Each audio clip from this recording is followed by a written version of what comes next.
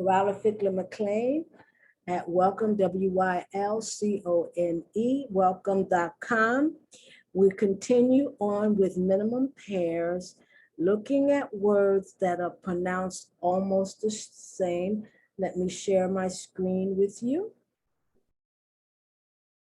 Now, in English, this is not, it is a minimum pair, number one, it is. But rarely does an English speaker get B and V mixed up. They're not pronounced in the same place in the mouth like B and P. You see, B and P are your lips. So it's B, lips, P, it's air coming out. So it's voice, unvoiced. B and V, it's still your lips, but it's not the same place, the pronunciation. But in Spanish, that is certain versions of Spanish. I know for a fact, Mexican Spanish, right? And I think other versions, not so much, I don't think Spanish from Spain. The B and the V are pronounced the same. In Spanish, the B is called B grande and the V is called B chica, and it's pronounced the same. So vaca and bebe have the same pronunciation. And it has the ba, ba, ba sound. It is not the va, va, va sound. Where in Spain, they have the V sound, va. Okay, difference in language, that's all. So that's why I'm including this as a minimum pair. I normally, if I were just teaching English speakers, or if I was only dealing with people who are only going to be teaching English speakers, I don't know if I would include the B and the V because you don't get those two mixed up. You know what else? You know what you would get mixed up with the V? The F. Do you see the ba? The F is the voice, and the F and the V is the unvoiced. Okay, and I'm going to do that. I'm going to do that too. The V, the F and the V. Right now, let's look at the B, which in Spanish is the La B grande, and the V, which is the B chica. Veil, veil. Base, base. You see, it's not made the same way. See, ba and va, where the f and the va are, that would be the F and the V. Boys, voice, voice. You wouldn't think those two would rhyme, would you? But they do. Boys and voice. Beer, beer. Viking, Viking. Van, van. Bat, that. Vary, vary. Bent, bent. Vault, vault. That O-L-T and A-U-L-T, same exact pronunciation. Vault, vault. You wouldn't think they would be pronounced the same, would you? But they are in English. That alt. Vague, vague. Once again, you wouldn't think those two words had anything in common, but they do. They're pronounced almost the same. Beg, to beg, and vague. Buying, buying, you don't say buying. It's not a Y. Buying, buying. Buy, buy. Vain, vain. Vase, vase. The S is more like a Z than like an S. Vault, vault. Vest, vest. Bow, vow. Now, the only reason I know that's bow versus bow, because I know I matched it up so it could rhyme with vow. but B-O-W has two sounds, two pronunciations. It's a homograph, right? And it has two pronunciations. Bang, bang. Vote, vote.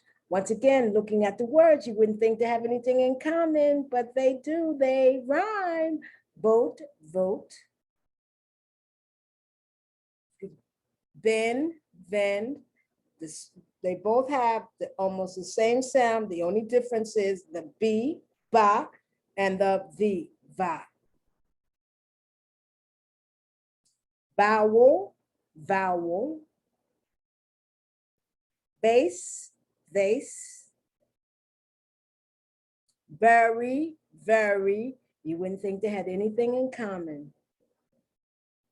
Bent, vent. Ooh. Verb, verb. Vial, vial. Burst, versed.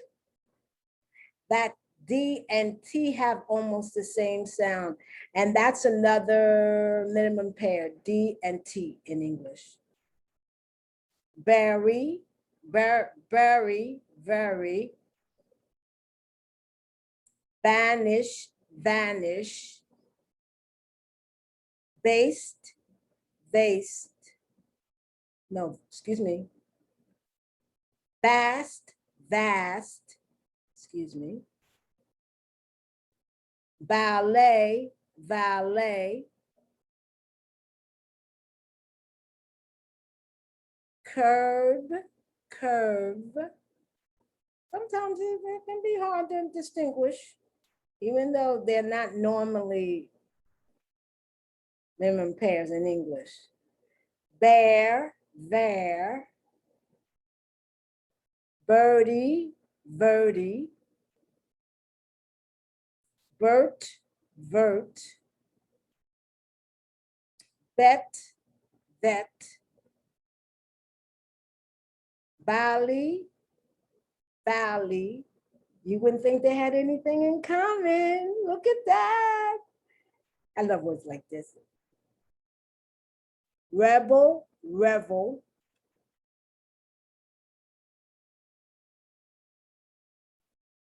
Sob, salve. TB, TB. Strobe, strove. Habit, have it. Oh, I like that. Habit, have it. Curb, curve, repeat. Dub, dove.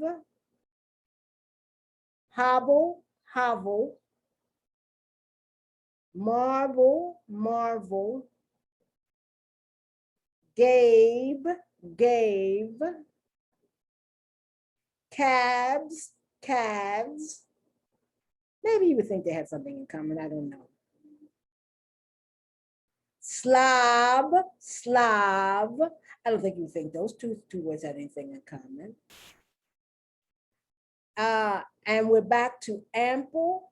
Oh my goodness. I included the B and the P here. Veil, veil.